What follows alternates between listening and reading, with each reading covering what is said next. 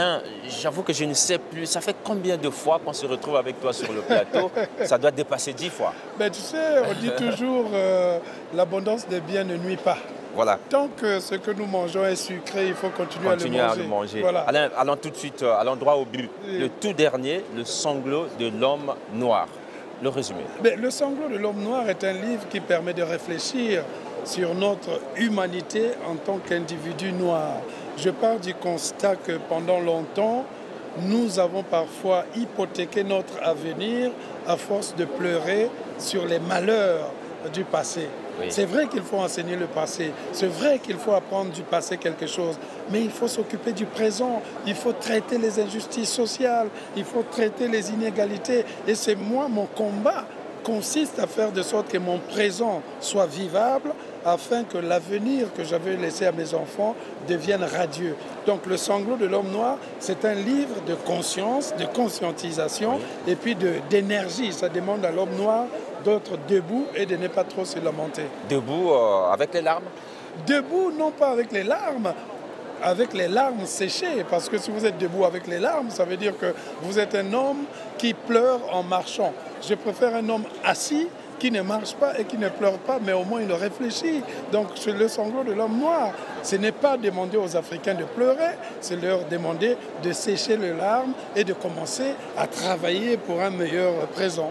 Vous dites le temps de régler les injustices. Oui. De quel côté?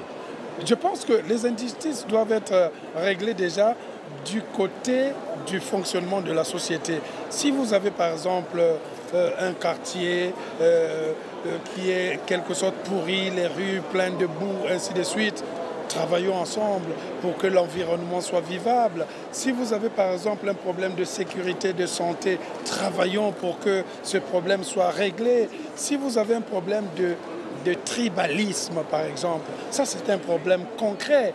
Un problème de tribalisme, une nation qui ne règle pas le problème de tribalisme ne peut pas avancer. Une nation qui ne règle pas le problème de régionalisme ne peut pas avancer. Moi, quand je vois un Congolais, la première chose que je lui demande, c'est plutôt tu viens de quelle ville? Je ne lui demande pas de quelle ethnie. L'ethnie, pour moi, est quelque chose de secondaire. J'aurais pu être un pygmée, ça me ferait même plus plaisir parce qu'on me foutrait la paix, je serais dans la brousse en train de faire la pêche, la chasse, la cueillette et tous les débats sur l'ethnie seraient passés à côté. Et on vivrait naturellement. Oh, mais je vivrais naturellement. Pour mieux vivre, il faut vivre peut-être caché. Je crois que les pygmées sont les derniers êtres africains les plus libres de la terre.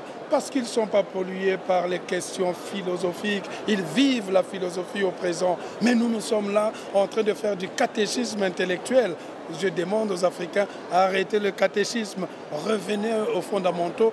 Vivre d'abord le présent et arrêter de pleurer. Alain, il y a quelques mois, j'ai lu vos textes dans la revue Géopolitique africaine. La connaissez-vous? Je ne l'ai pas en possession avec moi, mais je veux bien m'en informer. Je sais que ça existe. Ça existe. Oui, ça existe et que c'est une fierté d'ailleurs. Henri Lopez m'en a parlé. Jean-Paul Pigas aussi m'en a parlé. Alain, je te dis merci. Merci beaucoup. Merci à toi. Merci.